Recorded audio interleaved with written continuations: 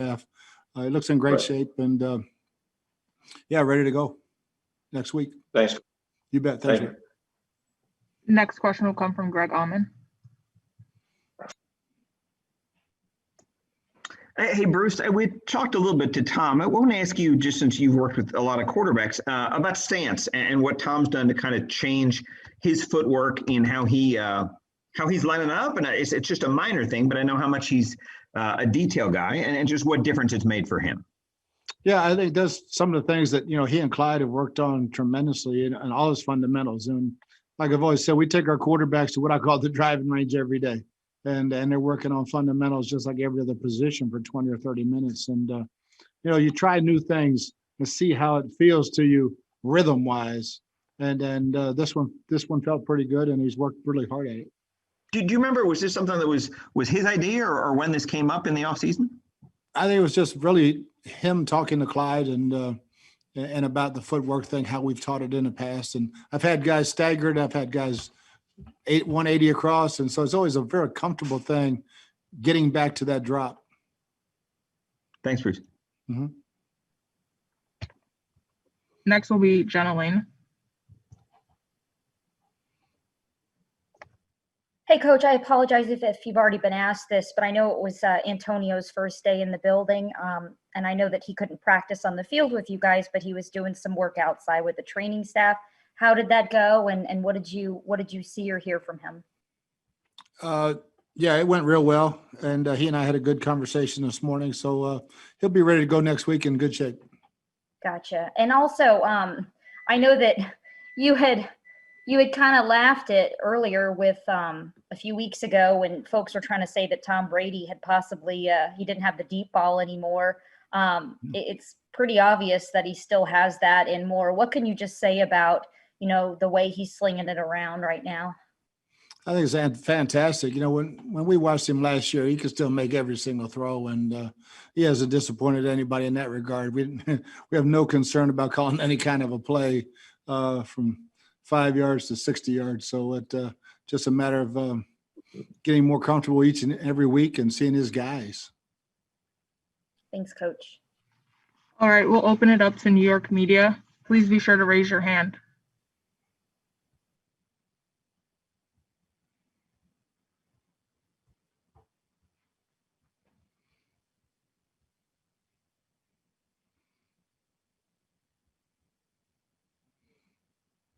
That's pretty easy for the New York guys. Next question will come from Jenna Lane. If they don't want to ask, we can certainly ask. Coach, you're at the point where you've accomplished a lot in football, and so is your quarterback. And so what is it like to see a guy like him go out there and slinging it around in your system, right? Like your system, you take risks, you take those shots downfield. What is it like to see Brady go from kind of dinking and dunking it to, taking those chances like he does in your system? I think it's just, again, it's the learning it, and when to take them. They're not always there. Mm-hmm. And then that's when you drop it down. I mean, 3rd and 13, we had a shot play. Hey, dump it down to Leonard. He gets the first down. So it's just operating within the system. And we've incorporated a lot of things that he likes also. So just making him as comfortable each week as we possibly can. It's so early in the season, but there's already some buzz about him possibly having an MVP year. What would you say to that and to that conversation? I think our team will have to continue to win for sure, because those type of things only come to winning teams. Thanks, Coach. Next, we'll go to Greg Allman. Hey, Bruce, with this week and going up against the Giants and Betcher, I just want to ask you what it's like when you face a coach or an assistant who's worked with you so much that I guess the familiarity is a lot more than what you'd normally have in a game week. Just what that's like and what you have to do in terms of misdirection or going outside your norms as well. Yeah, when you go against other guys, but Betch isn't there anymore, but sorry.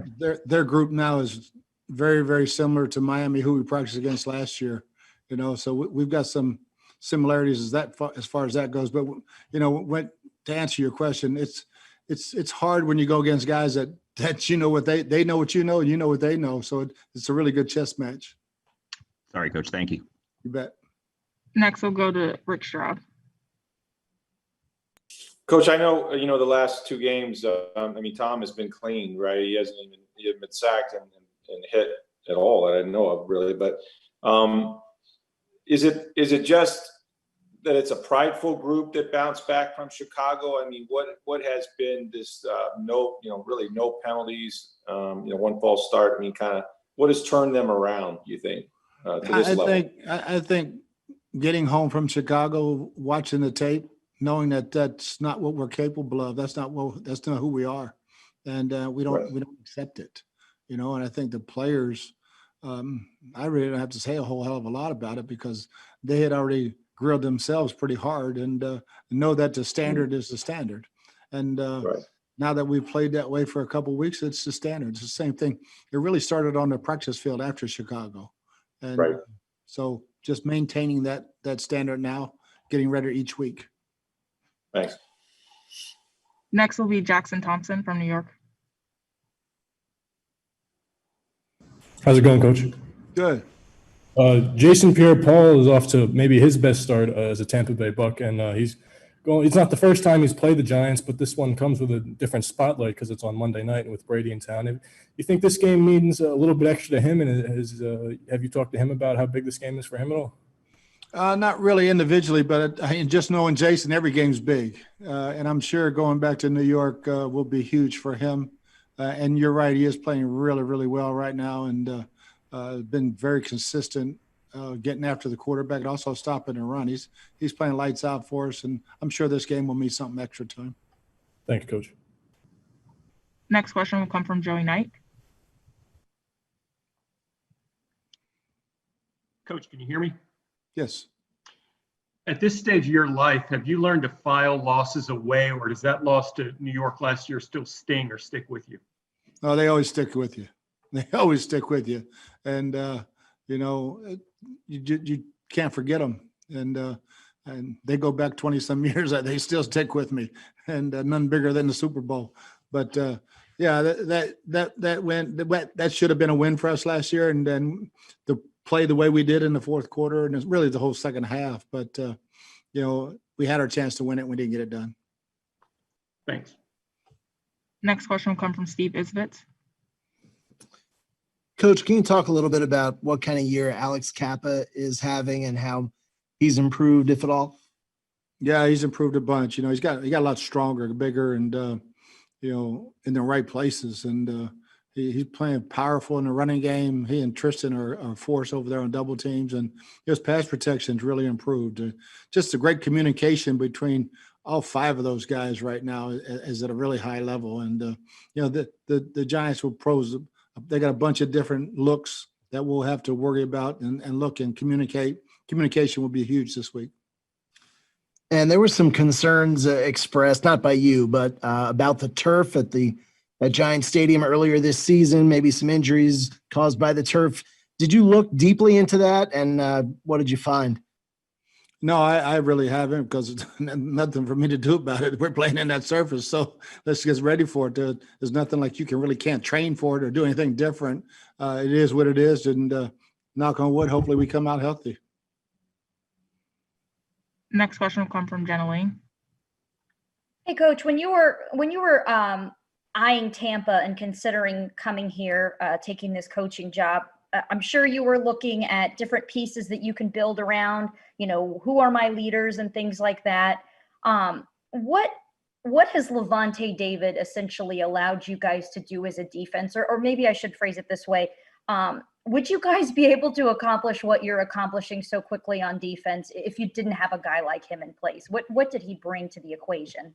Yeah, just great leadership. He's a great football player, no doubt about that.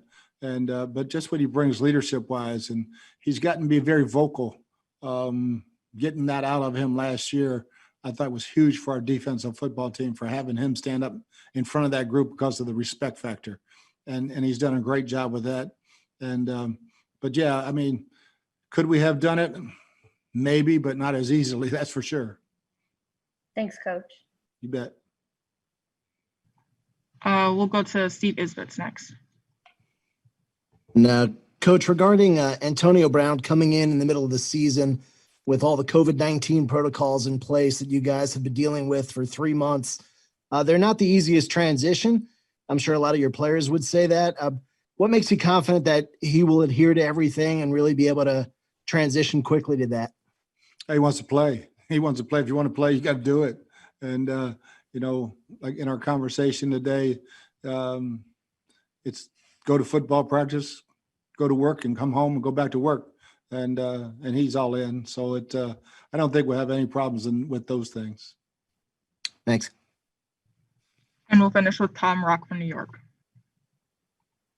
Hey, Bruce, what's been the key to getting Tristan up to speed and being a solid left tackle in this league so quickly? He's just a really smart player, very, very great, gifted athlete also. And, he's had some of the best pass rushers in the league up against him. And, Matt got him a couple of times, but other than that, he's held his own every single week. And he's a physical specimen, but he's a very bright guy. He's a very intense guy. He doesn't show it. He doesn't show it facially, but he's pretty intense. And I think he'll help a guy up, but he loves knocking him down. All right, that's all we have time for. Appreciate the time, Coach. Thanks, guys.